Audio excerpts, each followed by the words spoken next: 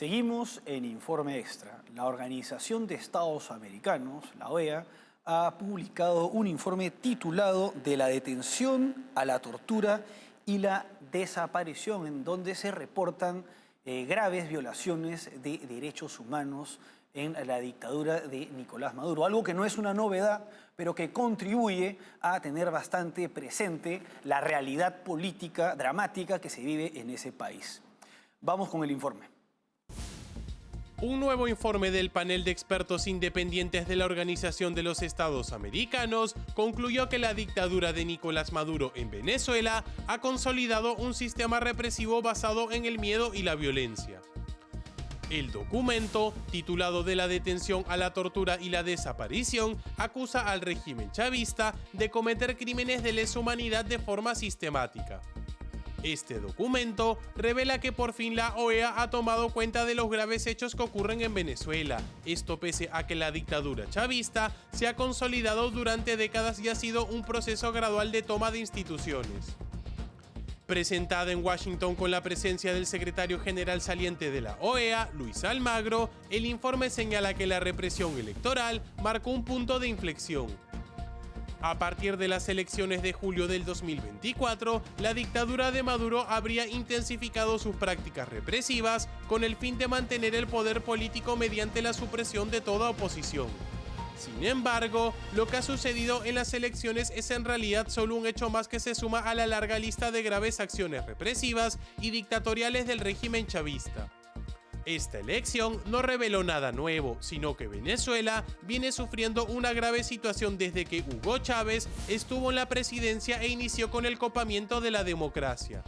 Entre las principales denuncias, el panel reporta al menos 51 desapariciones forzadas, más de 2.400 detenciones arbitrarias en solo 9 días tras el fraude electoral y 25 civiles asesinados durante las protestas. Los expertos afirman que estas acciones no son hechos aislados, sino parte de una política chavista dirigida a desarticular cualquier forma de organización social. Luis Almagro acusó directamente a Nicolás Maduro de estar en la cúspide de la cadena de mando responsable de los crímenes y exhortó a emitir una orden de arresto contra el dictador venezolano. Lo que este informe revela, más que nueva información, es que la situación en Venezuela se ha vuelto tan evidente que ya la OEA no puede evitar pronunciarse directamente. Bueno, lo más preocupante de este informe es que se reportan 51 desapariciones forzadas.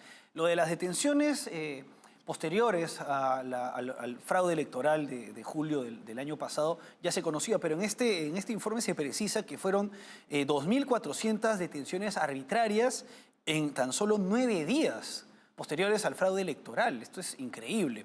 Y por otra parte se habla de lo más triste, ¿no? 25 civiles asesinados. Esta es una situación sumamente grave, es conocida en todo el mundo. Y no se trata pues más que de la continuación o agudización de un proceso que viene desde antes. Este proceso viene desde tiempos de Hugo Chávez. Sin embargo, la coyuntura y las circunstancias han conducido a que sea Nicolás Maduro quien protagonice la realidad que vemos hoy en día en Venezuela. Y es que estas violaciones de derechos humanos, estos asesinatos, esta represión brutal de las protestas, no solamente en este año, sino en años anteriores, como el 2014, el 2017, el 2019, son parte de un sistema político inherentemente represivo, dictatorial y empobrecedor, que se vale pues, de este tipo de actos contundentes, represivos, que generan miedo para lograr perpetuarse y consolidarse y mantenerse en el poder. No se trata de torpeza, no se trata de que a ciertos mandos bajos se les fue la mano a la hora de tratar de restablecer un orden que ciertamente no existe en Venezuela. No es una situación similar, por ejemplo, a la que se dio en el caso del Perú tras la vacancia de Pedro Castillo luego de que él intentara un golpe de Estado en vivo y en directo. En ese caso se dieron manifestaciones y hubo muchos muertos por parte de fuerzas del orden ineficientes.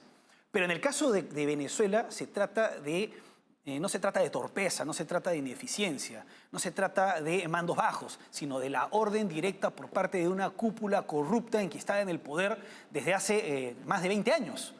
Y esta es la realidad de Venezuela, una realidad sumamente dramática en la cual la propia represión viene legislándose por parte de un parlamento controlado absolutamente por el oficialismo, con normas como esta ley que promulgaron a mediados del año pasado, en la que se hablaba pues, de calificar de fascistas a sectores políticos que simplemente tienen una posición diferente o contraria a la posición chavista.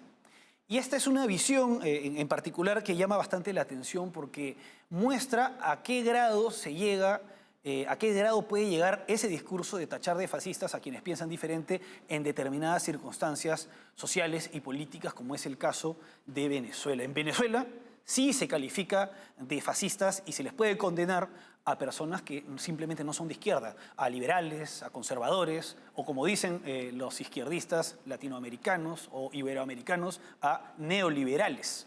Una palabra que no encaja, pues, en la visión que tienen los propios liberales del término. Nunca se va a escuchar, por ejemplo, Javier Milei decirse o proclamarse yo soy neoliberal. Eso nunca va a pasar. Es un término peyorativo y que no tiene base pues, en lo que verdaderamente es o el conservadurismo o el liberalismo, pero en Venezuela a quienes tienen estas posturas se les califica de fascistas y pueden ser encarcelados injustamente, cuando en la realidad lo que se parece más a un sistema fascista precisamente es el régimen venezolano. Hay un artículo muy interesante, un artículo académico de César Vidal, de hace varios años, que se titula Ugolini, en el cual explica, todavía eran tiempos de Hugo Chávez, cómo es que el régimen establecido por Chávez se parece mucho más al régimen fascista establecido por Mussolini que a un régimen puramente comunista como lo fuera en su momento la Unión Soviética. Más allá del discurso, más allá pues, del relato de lucha contra el fascismo que tanto se señala. Y bueno, la realidad es que este informe, por otra parte, no es nada nuevo, no es una novedad. Es una verdad de perogrullo señalar que en Venezuela se vulneran derechos humanos, que en Venezuela hay una dictadura empobrecedora relacionada con el narcotráfico.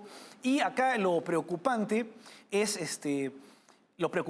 el camino que va a adoptar en adelante la Organización de Estados Americanos. Almagro, una persona de izquierda que podría ser, que bien puede ser criticada por diversos motivos, ha tenido una posición bastante firme y correcta e institucional en base a los principios fundacionales de la OEA en contra de la dictadura venezolana, posicionándose a favor de la democracia liberal, representativa. Y no hay garantías de que Albert Ramdin, el nuevo, el electo secretario general de la OEA, vaya a continuar con esta línea, lo que preocupa porque gradualmente se estaría dejando de lado pues, uno de los principios fundacionales de la Organización de Estados Americanos, que es la promoción y la defensa de la democracia representativa en la región. Y ya hay antecedentes bastante preocupantes años atrás, cuando se volvió a incluir a la dictadura cubana dentro de la OEA. A la dictadura no le interesó regresar, y también con la salida de la dictadura venezolana y la dictadura de Nicaragua de este organismo. Su salida, no su expulsión. Entonces, no hay garantía pues, de que vaya a continuarse la línea de Luis Almagro, y a esto se suman cuestionamientos por la politización y el sesgo de ciertos organismos esenciales en la OEA, como es la Comisión Interamericana de Derechos Humanos y también la Corte Interamericana de Derechos Humanos, que generan pues, que diversos sectores políticos que ciertamente no son antidemocráticos, empiecen a considerar la posibilidad de la salida de sus países de la Corte Interamericana de Derechos Humanos, y se concluya pues, que la OEA ha perdido pues, el peso que tuvo hace varias décadas atrás. Bueno, vamos ahora a una pausa y regresamos con el último bloque para hablar de Polonia.